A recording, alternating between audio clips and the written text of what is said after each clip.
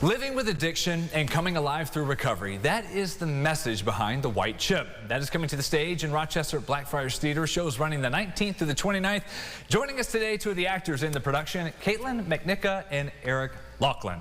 Glad to have you both here. Hi, thanks for having us. So you're 2 of 3 in this production. We'll get to those elements there. Caitlin, first off, Sean Daniels and this real-life story that's kind of behind it. So what's the storyline here? It's an amazing story. It's Sean's own story.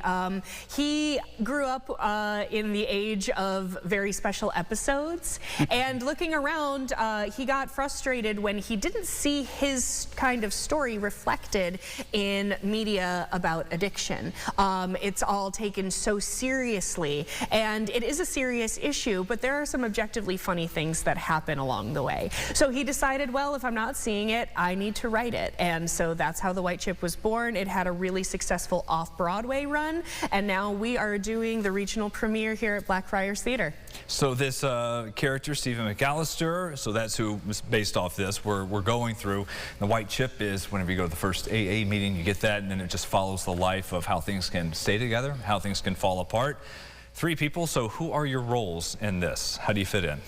So the role of Stephen, who is our hero, anti-hero narrator, is played by Colin Pasek, and we play everyone else. Everyone else. I saw that. So actors like 1 and 2 with you. Exactly. Yep. My character name is actor number 1, and Eric's is actor number 2, and we play kind of just everybody else in his life: mom, dad, a girlfriend, wife, recovery specialists, 2 different police officers. You know, it's a, you know, even when we are in the show sometimes and don't have lines, we're still characters then too, who like don't have lines, who are creating the world. So, you know, I think it runs about 90 minutes, and I want to say I play like, I don't know, 18 different people over the course of that run. So yeah, it's definitely a nice actor exercise. I'll say that with confidence. Eric, what drew you to doing this production? Yeah, so I was really moved by the script. You know, it's like Caitlin said, you don't really get a lot of stuff that is, you know, I love dark comedy, right? That kind of touches a little bit of humor and touches a little bit of sensitivity and kind of sends both messages at the same time. And I thought what I loved about the script was it was so honest, it was so real, but it had humor. It dealt with this issue that, you know, I think is pervasive not only in film and television theater, but, you know, in all walks of life.